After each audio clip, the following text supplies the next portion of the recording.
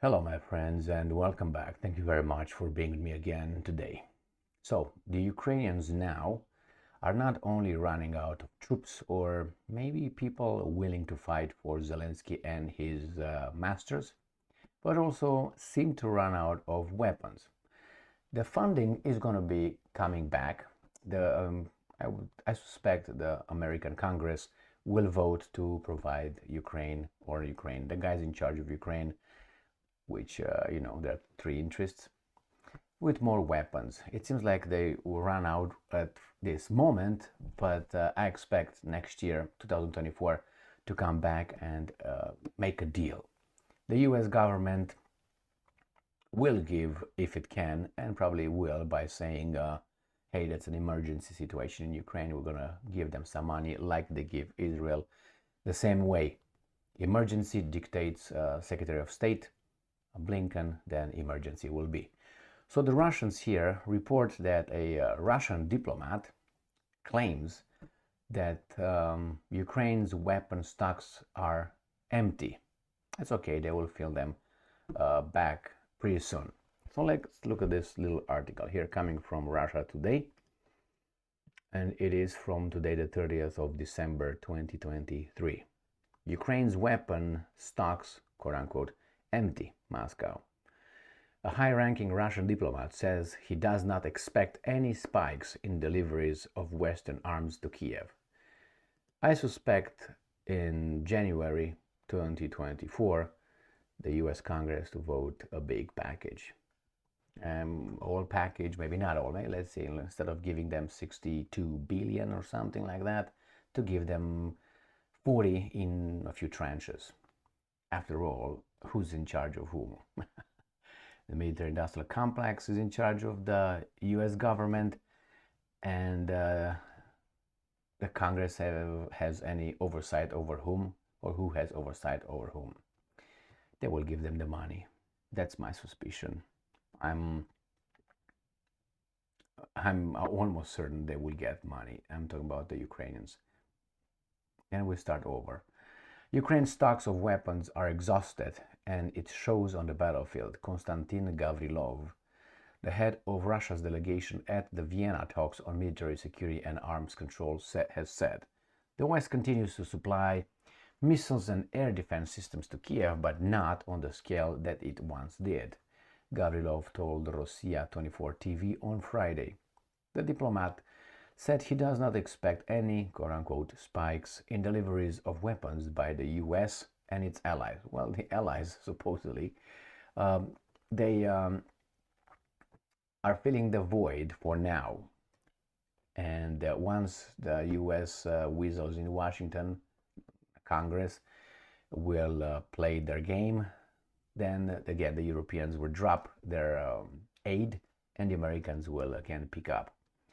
And I'm quoting, Ukraine's stocks are empty. The military arsenals of NATO and the US are empty. You see what's happening on the battlefield. The Ukrainians are already responding to 10 or 20 of our shells with just a few of their own, he said. On Friday, the UK promised to send 200 air defense missiles to Ukraine, commenting on a delivery. Defense Secretary Grant Shapps, as Zelensky Stein helps his buddy, his brother, and I'm quoting, now is the time for the free world to come together and redouble our efforts to get Ukraine what they need to win. How about letting them negotiate peace and don't feed them weapons so they can kill more Russians, so the Russians kill more Ukrainians, and you guys count your money and your stocks. Earlier this week, the US also announced another batch of military aid worth up to $250 million, including various types of missiles, artillery shells, and small arms ammunition. Will not dry up. The Washington Post reported earlier this month that Kiev is experiencing an acute shortage of ammunition, while Moscow does not seem to have the same problem. Ukrainian troops told the outlet they were firing around 10 to 20 shells a day, down from 50 earlier in the conflict.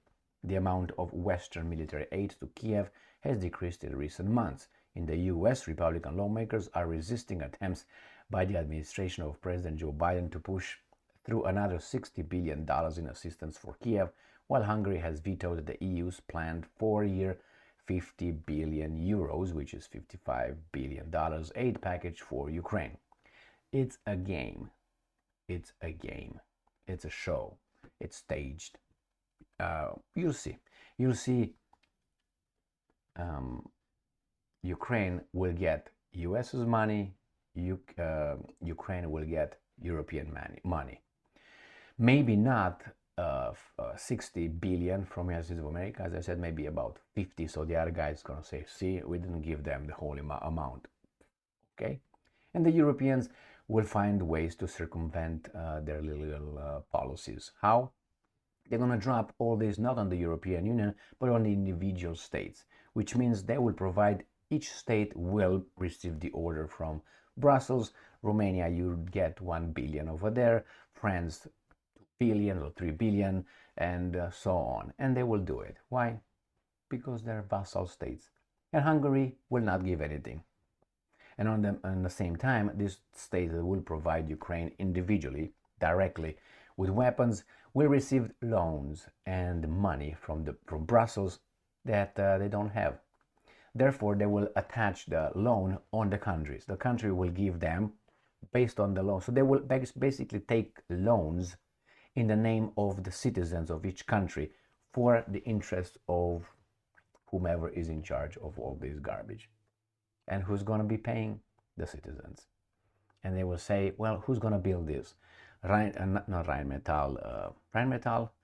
There was an article, I can't remember, 2 days ago, I think I read it, where they said that, I think it was Rheinmetall in Germany, increased its profit 3 times in the past. I don't know how many. Got orders to build, to produce shells, 155 millimeter shells, like, I don't know, 3 times than 3 months ago or something like this. And they will increase their production. Don't worry about it. It's about making a profit. You do anything to create a temporary boom by employing things, building things. They have the money. And since you have the orders already lined up, so that's a promise, 100% promise that you will have profit. Moscow has repeatedly warned that deliveries of weapons to Kiev by the US and its allies will not prevent it from achieving the goals of its military operation, but only increase the risk of a direct confrontation between Russia and NATO. According to Russian officials, the provision of arms, intelligence sharing, and training of Ukrainian troops means that Western nations have already become de facto parties to the conflict. That's been obvious from the very beginning, but the Russians have been saying that for a long time. What did they do? Nothing. What can they do? Well, if you really want to be straight, there's ways to communicate to your partners, as they used to call them, that you're serious about it, and one more transport of bullets or something like this will mean this. This is what I have to do. So if the wind blows, I'm going to put a hat on and some glasses, or if it's cold outside, I'm going to turn the heat on. I'm not threatening you. I'm just telling you what I will do according to your acts, your behavior. Your behavior will provide me with these kind of answers. So actions have consequences, like in anything. So the same here. The Russians could have said, well, this is what we're going to do, but you have to stick with that one. But I think the Russians don't want to be called the only ones who ever dropped an atomic bomb or a nuclear bomb on not civilians and military infrastructure. I hope they don't get that point. As of now, we'll see. These guys here in the West, the guys in charge of us, they work on two, basically it's only one actually, is the public opinion. And their media works on that day and night. Why is it for this supposed democracy that we have here, where we are provided with 2 candidates to vote from? Provided with 2 candidates, and they play this game so we don't rock the boat too much.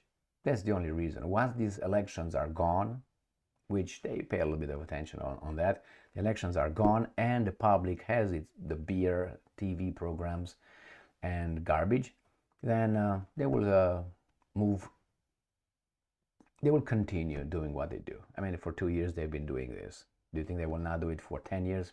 It's going to be a perpetual war, like in George Orwell's 1984 dystopian novel.